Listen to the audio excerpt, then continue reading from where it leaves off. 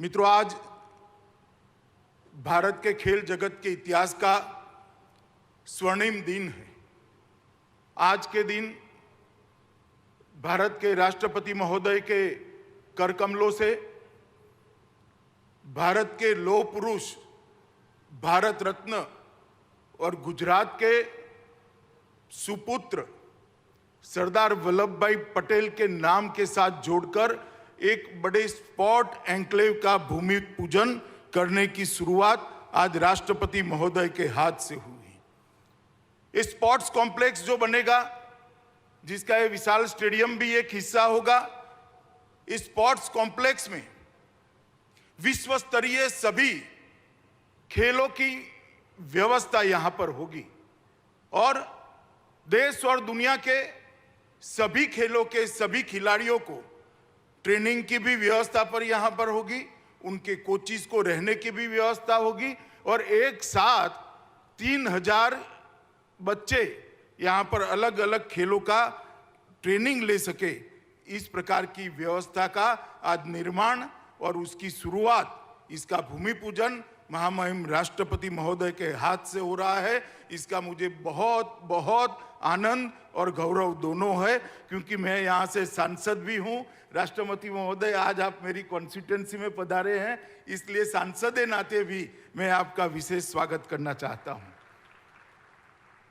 मित्रों, कोविंद जी जिस दिन भारत के राष्ट्रपति बने, इस दिन भारत के करोड़ों सामान्य जनों के मन में एक श्रद्धा जागृत हो गई कि हमारा लोकतंत्र नीचे तक परकोलेट हो चुका है। एक सामान्य घर से जन्मा हुआ, संघर्ष करा हुआ व्यक्ति, एक देहात के अंदर पला बड़ा व्यक्ति अपनी शिक्षा के दम पर, अपने कर्तृत्व के दम पर, अपनी निष्ठा के दम पर और अपनी मेहनत के दम पर भारत के सर्वोच्च स्थान पर विराजमान हो सकता है।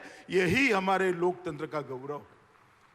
जब मैं पार्टी में था, कोविंद जी भी पार्टी का काम करते थे, हमने साथ में बहुत काम किया है। इतनी सरलता, इतनी लगन, इतनी मेहनत शायद ही किसी व्यक्ति में एक साथ मिलती है। और अपने आप को आगे न करते हुए चुपचाप अपने दिया हुआ काम करना और गौरव के साथ करना और काम को भी गौरव देना, ये किसी दक्ष व्यक्ति में ही इतने सारे गुण समाहित होते हैं। राष्ट्रपति बनने के बाद राष्ट्रपति भवन को उन्होंने आम जन के लिए खुला कर दिया और राष्ट्रपति भवन के अंदर कई ऐसी एक्टिविटियां की, कई ऐसी गतिविधियां की, जिसके माध्यम से राष्ट्रपति भवन लोगों को आज अपना लगने लगा है। और मैं मानता हूं इससे हमारे लोकतंत्र का गौरव बढ़ा है। और राष्ट्रपति महोदय, आज आप यहां पर उपस्थित हुए हैं, इसलिए मैं फिर से एक बार बड़े मन से, दिल की गहराइयों से आपको धन्यवाद कर मेरी बात की शुरुआत करना चाहता हूं। मित्रों, ये टोटल स्पोर्ट्स कॉम्प्लेक्स जो बनेगा, सरदार पटेल स्पोर्ट्स संकुल, वो 233 एकड़ भूमि में बनेगा। ये देश का सबसे बड़ा स्पोर्ट्स कॉम्प्लेक्स बनेगा। इसके साथ नारायणपुरा में एक 18 एकड़ का एक नया स्पोर्ट्स कॉम्प्लेक्स बनेगा। तो ये sports enclave, Sardar Patel sports enclave, Narendra Modi stadium और नारायणपुरा में स्पोर्ट्स कॉम्प्लेक्स, ये तीनों मिलाकर किसी भी अंतर्राष्ट्रीय स्पर्धा में खेलने वाले सभी खेलों को अंतर्राष्ट्रीय स्तर पर खेलने की पूरी व्यवस्था एक ही शहर में, एक ही जगह पे हो जाएगी। ये मुझे लगता है अहमदाबाद के लिए गौरव की बात है। मैं आज बताना चाहता हूं अहमदाबाद और देश के लोगों को कि तीनों चीजें मिलाकर सरदार पटेल स्पोर्ट्स एन्क्लेव, जिसका हिस्सा नरेंद्र मोदी स्टेडियम और नारायणपुरा में बनने वाला एक स्पोर्ट्स कॉम्प्लेक्स, ये तीनों चीजों को अगर मिलाते हैं तो 233 एकड़ भूमि पर कोई भी अंतर्राष्ट्रीय खेल स्पर्धा करनी है, चाहे कॉमनवेल्थ गेम करने हो, चाहे एशियाड करना हो, चाहे ओलंपिक करना हो, अहमदाबाद 6 महीने के अंदर तैयार होकर खड़ा हो जाए। इस प्रकार का स्पोर्ट्स इंफ्रास्ट्रक्चर आज यहां पर बनने की शुरुआत हुई। और इस स्पोर्ट्स इंफ्रास्ट्रक्चर के बनने के साथ ही अहमदाबाद भारत में स्पोर्ट्स सिटी के नाम से जाना जाएगा, जो हमारे प्रधानमंत्री नरेंद्र मोदी जी गुजरात के मुख्यमंत्री थे तब देखा हुआ उनका सपना था। मित्रों, आज मैं जब यहां पर इस कार्यक्रम में बोल रहा हूं तब मुझे मोदी जी का ये सभी जो सुविधाएं खड़ी हो रही है, इसके लिए उनकी जो दूरदर्शिता थी, उनका जो विजन था, उसका जिक्र अगर मैं नहीं करूंगा तो मेरी बात अधूरी।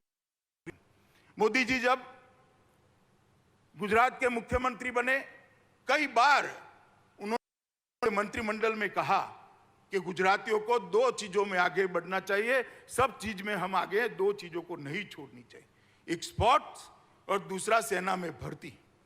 सेना में भर्ती का कोटा भी हमारा खाली रह जाता था और स्पोर्ट्स की दुनिया में भी गुजराती कहीं दूर दूर तक दूरबीन लेकर भी ढूंढो दिखाई नहीं पड़ते थे। वहीं से नरेंद्र भाई ने गुजरात में दोनों की चीजों की शुरुआत की और आज मुझे कहते हुए गर्व है कि जो हमारा गुजरात का कोटा है सेना की भर्ती का, वो आज खाली नहीं जाता है। गुजराती युवा आज सेना में भर्ती होना शुरू हो गया है। और जहां तक खेल कूद का सवाल है, जहां तक स्पोर्ट्स का सवाल है, खेलो गुजरात की शुरुआत करी, बड़ी बड़ी स्पोर्ट्स सुविधाओं के अंदर उन्होंने अपना योगदान दिया, उसको विजुअलाइज किया, उसको जमीन पर उतारा, उसको मूर्त रूप दिया। गुजरात क्रिकेट एसोसिएशन के अत्यंत व्यस्त होने के बावजूद मैं ही आग्रह करने गया था, हम सबके आग्रह का सम्मान करते हुए वो उसके अध्यक्ष बने और एक विजन से क्रिकेट का पैसा सिर्फ क्रिकेट में न रहे, सारे खेलकूद को, सारे स्पोर्ट जगत को नर्सिंग करने का काम करे, इस विजन के साथ इन्होंने इसकी दूरदर्शिता के साथ उसी वक्त प्लानिंग की थी। और मित्रों, जब स्टेडियम बनाने की बात आई तब उन्होंने हम सब के सामने कहा था, छोटा मत सोचकर सोचिए, गुजरात में जो भी होगा विश्व का सबसे बड़ा होगा और विश्व में सबसे बड़ा होकर रहेगा।